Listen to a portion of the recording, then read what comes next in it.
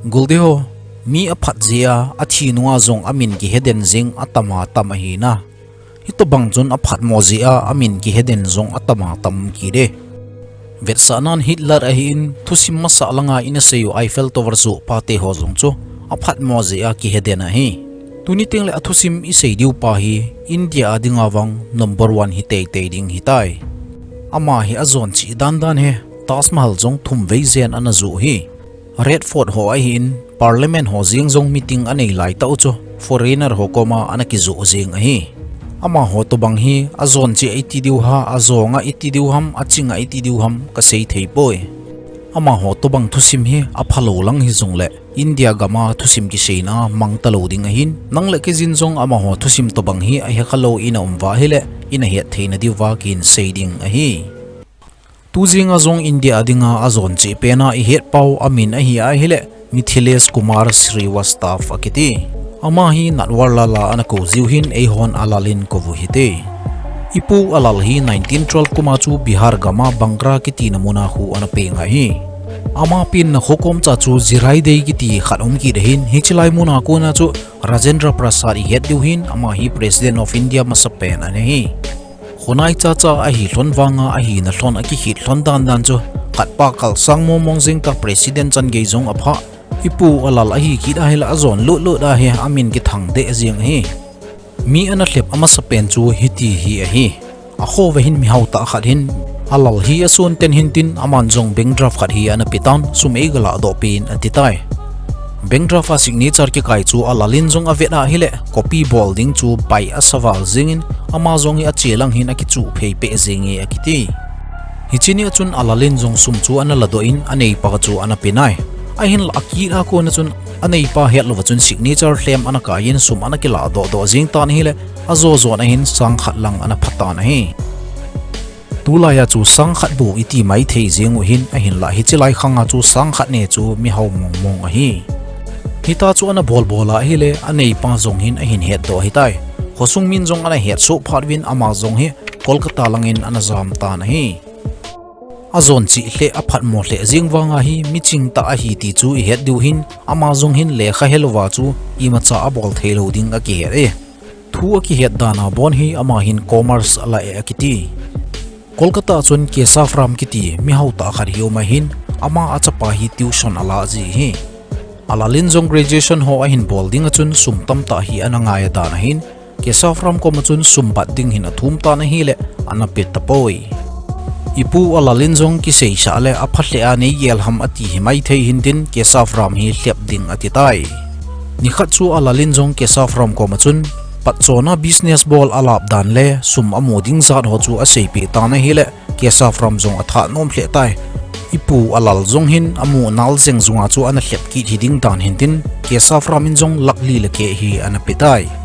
patchon la hunglung talo patchon la achi pal hung talo asum la muki talo ke safram in jong akhut akimut tai pu alal jong anugum che jing tan EPP ana bol ham ti hi hin sei jing o hite pu alalin jong India mi go a hlep hi talowin foreigner lang ho jong hi ana ha hlep ten jing hi aji chu ama hi ina het bangbin signature bol jong a theba thep jing paule ham jong a theba thep English ki ho chu ama dinga veilanga buni bang hi 1970 kumvela chu ana hitan ama hin Red Fort chuting le Taj Mahal jong thum veizen ana zu hi parliament a jong meeting anei pe do hinalai hi chi chu ana zu do tai koi koma zu hamitia hele foreigner mi hau ho ko ma hi abangin idat mo mai theu hin itilom lom hi ta chu thil abol jeng theiding ham iti mai theu hi a hin la ipu alal dinga hi boilo jing hi tua thil ki zo isei ho chu ipu alalin jong document si ata abang banga aluya lui theya an sim ji hi signature ho jong chu president governor kiti ho a ana kai thu ji a ama hin ata abang banga foreigner ho koma an seya ana zo ji hi document so zok si chu atlem hi ti chu foreigner ho na hin he to tinglo ipu hilamu pha ji talo stingla khudo ki mu jiu hitai 1987-88 kumvela chu ana hitan hicha prime minister chu Rajiv Gandhi ana hi ipu jong hi aguma gum jing hin ama jong hi ni khat dukan len ta man tam ta thil ki zo na hin ana chi lutai finance minister pu a PA hin aga ki sei ki tan ama jong Congress on meeting anei diu hin Prime Minister punjong VIP ho zo se konta khat pe ding ati konta aman tom dom pen hi 93 zen ACMP in ati pe tai dukandar pun ata san thei na ding chun alalin jong hi tahin asei pe ki de phatichan packing ana bolvin lang jingteng bo ka hungla ding hi ati pe azinga hin alal jong dukan hin aga cheki tan ata bang chun konta 93 zen hi packing ki bol sa ahin ki choi do tai dukandar punjong aman athum pharin kisa kin choi thailo ahin namina ta san pen khat ei hin zui sen ken aman ka hin pe ding hitai ati pe dukandar punjong ata san pen khat hi ana zui sa ta na hi le ala linjong demand draft khat hi ahin pe tai ama honjong sum kila do tainan te ati win benga aga choi pharwin demand draft chu a hlem ana hitan dukandar punjong a khut akimut ki tai ipu hi Delhi Kolkata ki ti holele a hi ana ki chim Halloween state chom mun chom som le kolang zena hi ana ki chim hin ama case le hi zakhat wala ome akiti police ho hin khatve hi alal hi ana man tawin court a hin do na hin nei ve nangin itina bol zia summi a nala jing ji thei ham atia hi le aman jong sumnong na ko a hi le khatve e hin pin kavet sa ding hi ati hichi phat chun lawyer punjong sumhi aga pitan hi le tu an ap bangbanga chu midang honjong ap ji hi koi macha koma force in kala khapoi kei thep mona I macha ompoi anati pe e zela jong hi tamta ve ana uma hin hichi ji chun lawyer punjong nang itina hi a zela ko na nom ta na jam do jing ji thei ham tin adong ki ta na hi le aman jong kei ka chamta ka pod do hi pun sipai hon pod do ta nei ti ting lebo ka pod do ji hi ama hon gari ei pe win kot ho ei hon pe win nom te nei sol do ji ve ati pe e alalin lawyer hokoma ana se hi ana mo se ei de poi aji chu police tam ta jong hi ana hlep chat vai hi zela khat ve ana hen wachun police hokoma hin zel koma box khat ka serin hichi box a khu sumdim set jing hi ei hla do ei jam sa the chu sum ka pi jing ding hi ana ti pe le police khat in jong a hi tabe be atia aman jong azam sa theina ding hi police officer ho form khat hi hin la pe hi aman jong hi chi police officer ho form chu akya tan ngam sela chun zela kunin apot do ta na hi police ana jam sa pa jong chun ki tai ta chun box su aga hong ta na hi le sum hi talovin newspaper ana dim set jingi akiti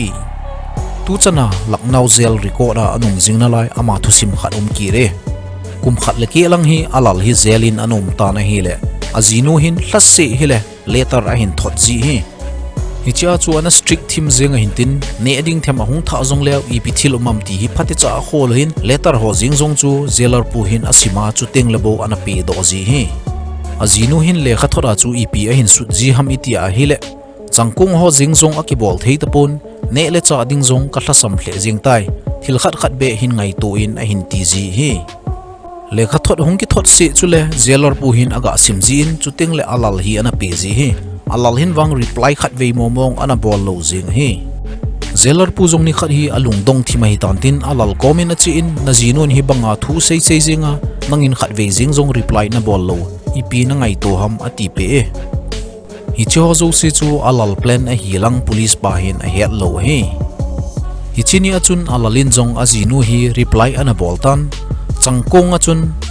bel khat aumin bel sunga chu sana tam ta ma hi hi chi chu ana lai do in lang ana zo in lang ana mangai mai le chun ka hung wa ding hi tai akisune hi chi pha laya gu cha jia sum le pai tam ta sana ho hi akis ana tama tam jing hin sipai panjong hi chi ho hi te in te ti da na hi aman jong agana ganin sipai tam thim ta hi changkong achun a soltan sana aga khut sa ta na hi changkong aning langa kun chuna hin panwin a hin khut pan ta win a hi le sun la hi jeng ta ni hla la hi jeng ta sana bel ki ti chu a khut do ta po win hi ni khat le le hi talo chun hi ta chun ana hol jeng ta win a hi le changkong chu I chanham ana layu hi tai phat ana chi ki din ni khat hi azinu akonin letter khat hung ki thot ki tai hi chi le kha thot hi jailer pun asim te ding a hiat jia azinu jong hin jailer pudinga a hin sut hi tai le kha thot chun hi ta hin an ki sune jailer sap ka ki pa le jeng ina chunga changkong ka changa ka bol thelo ding chu nang hon nei hin ki thopi win chang ho jong a phat ding ka ki ne me an ki sunin a hi jailer pu alung han ding dan chu a khut mut tailo bol ding dang nei tapon te ipu alal zong hin 100 valzen case anei hin hichina a hi ama hin agoma ama hi 113 years zela omding hin a hi wang ama zon chi lut hin 20 years bu gop khoma anom mana hi azona pena ipu alal sipai hon anamu hi kanpur zela kona Delhi hospital AIMS san hi anahi hicha hi ipu hi kumsom gate anawala hitan alunggel wang ki chim thet jing na lai hi katha beyin ka kyang zong acha thei tapoi atin phat zo se hin zel ho zong hin wheelchair bo atoji e akiti aman zong akizen na ding hi Delhi AIMS sa agent vin atin petition ana sun jing ina hile azo na hin government in zong ana phalpi tai ipu alal zong hi ana pui ta vin Delhi train station apha vin sipai ni hin gari aga pui vin hi hiche ka azun sipai khat bo hin duty ana bol hin alalin zong sipai pa ko machun chaka don no me ati ti zinge ama salanga chun sipai pa zong hi adain a hin la aha seiwal phada chun te shima hi ta zin ipi zam samding ham ti dan hintin sipai pa zong chu chadomin aga chi tai ahung kile kilangin wheelchair lele hi anom tan ipu alal anom tapoi sipai pan zong ipi abol ding ham aban chu akhut amut ding bo abat hitai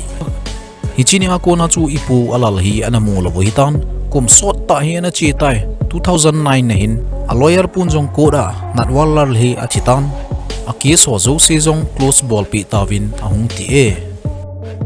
approve na dingin sipai hon zong alal in ko te hi aga hold ovin aso pi pa ado wa hile 1996 kuma ana thita chul em a hin ti pe ki do ve anal hle zingena ipu ki chep cho athi jing zong adet ki chi lova aseu chum chi a hin seina alayu he mina samomong mi mai wang a hi poiti hi het do jing the hi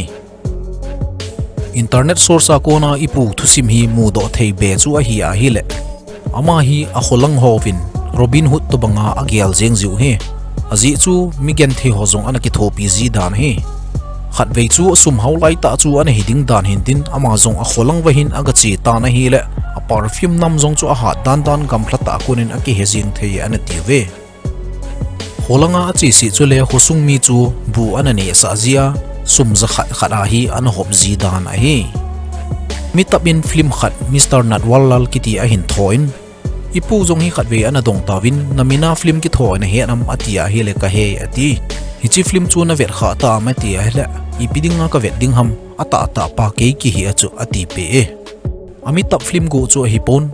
Imran Hasmin ana tho Raja Natwalal kiti zong ho hin